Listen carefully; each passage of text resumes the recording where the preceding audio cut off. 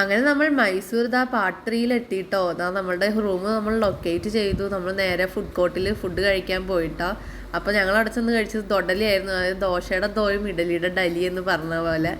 അപ്പോൾ അത് കഴിച്ചിട്ട് അവിടെ നിന്ന് ഇറങ്ങിയതാ. ഇതാണ് ടിപ്പു സുൽത്താൻ മരിച്ച സ്ഥലം. ഇവിടെയാണ് ടിപ്പു സുൽത്താൻ്റെ ബോഡി കണ്ടെത്തിയത്.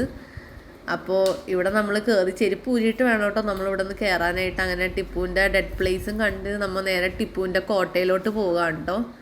അപ്പോൾ ഇതാണ് ടിപ്പുവിൻ്റെ കോട്ടയിലെ എൻട്രൻസ്. നല്ല രസമുണ്ട് ഇവിടെയൊക്കെ കാണാനായിട്ട്. കൂടാരം പോലെയാണ് പണിതിങ്ങനെ വെച്ചേക്കുന്നത്.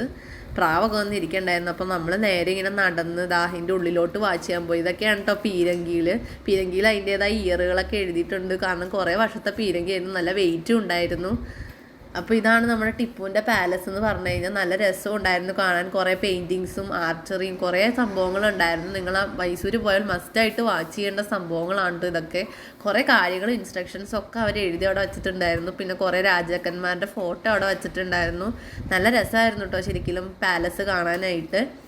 പിന്നെ കുറേ പുരാതനമായ കുറേ കാര്യങ്ങളുണ്ടായിരുന്നു. ഇതാണ് ടിപ്പുവിൻ്റെ ഫർണിച്ചേഴ്സ് അവിടെ വച്ചേക്കുന്നത്. അപ്പോൾ കുറേ വർഷത്തെ പഴക്കമുണ്ട് അതിന്. വീഡിയോയ്ക്ക് ഇത്ര ഉള്ളതുകൊണ്ട് പാർട്ട് 4 ഇട്ടേക്കാം കേട്ടോ.